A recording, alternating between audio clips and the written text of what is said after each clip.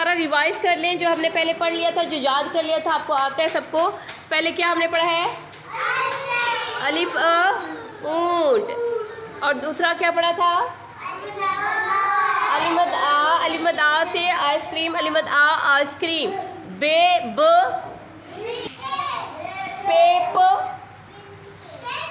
Pencil, paper pencil. आप देखें पे की अम्मी ने उसकी ठोड़ी के नीचे कितने नुक्ते लगाए हैं? एक लगाया है, तीन, एक दो तीन नुक्ते लगाए, तो वो बहुत खूबसूरत लग रही है और वो दिल कर रहा है उसका राइट करने को, लिखने को, और वो पे पेंसिल से क्या करेगी? लिखेगी। लेकिन पे से और कौन से अल्फाज बनते हैं? पेपर पत्ता, और पेपर पंखा, और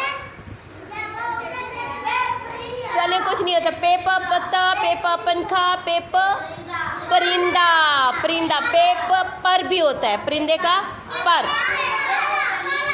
पाला, पाला सर्दी को कहते हैं पालक, पेपर पालक। और पनीर, पेपर, और पैसे